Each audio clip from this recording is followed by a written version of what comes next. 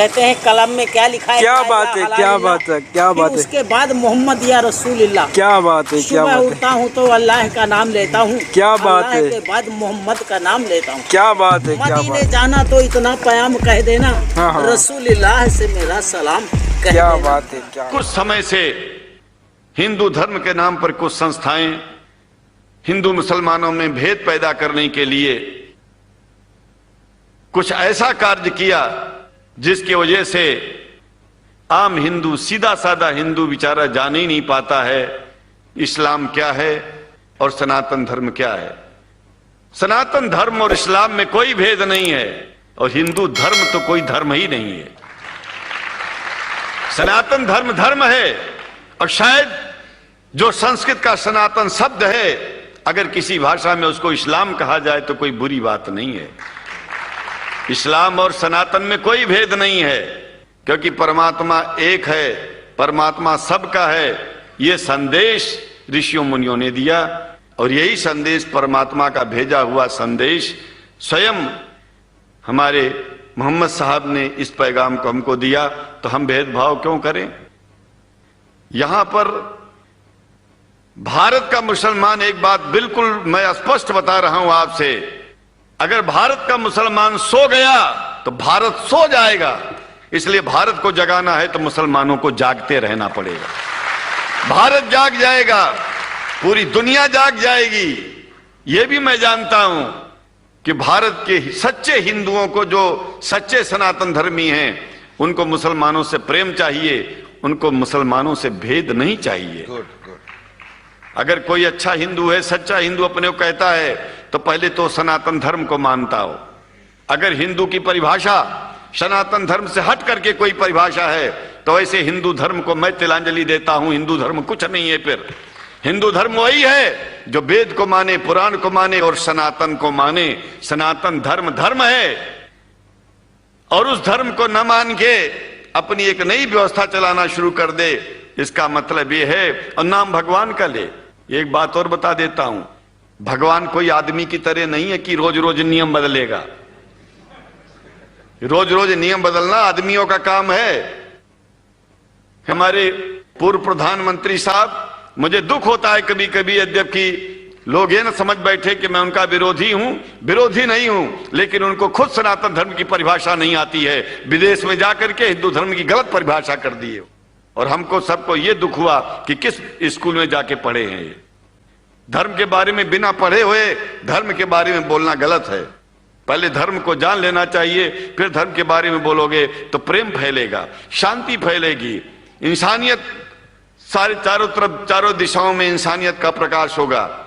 और मैं तो कहता हूं कि अगर शंकराचार्य लोग सब मिलकर के इस विचार में स्थित हो जाएं कि सनातन धर्म वो धर्म है जो इस्लाम से अलग नहीं, इस्लाम वो धर्म है जो सनातन से अलग नहीं, और जो भेद पैदा होता है या राजनीति में होता है, साम दाम दंड भेद, ये राजनीति में है, धर्म में नहीं है। धर्म में है एको ब्रह्म द्वितीयो नास्ति, एकमेव द्वितीयम ब्रह्म ला इलाहा इल्लल्लाह। ये धर्म कहता है, ये धर्म की बात है। इसलिए हम भगवान की आराधना करते हैं, उपासना करते हैं।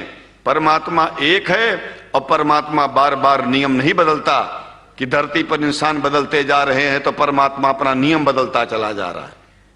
ये एक बात याद रखिएगा, जब से शुरुआत हुई होगी और जब तक ये दुनिया रहेगी, ईश्वर का सिद्धांत एक था, एक है, एक ही रहेगा। मानने वाले आपस में भेद पैदा करें तो इसमें उसका कोई दोष नहीं है। दोष तो उन लोगों का है जो लोग भेद पैदा करके प्रतिष्ठा पा चाहते हैं। खास करके इतना जान लीजिए, धर्म भेद को मिटाता है और राजनीति भेद को बढ़ाती है।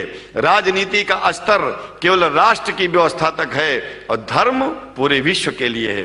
राजनीति से केवल आप देश का हित कर सकते हैं, लेकिन अगर विश्व का हित करना चाहते हैं तो धर्म की आवश्यकता है। और वो धर्म कुरान में स्पष्ट रूप से अच्छी तरह से समझाया गया है, बताया गया है।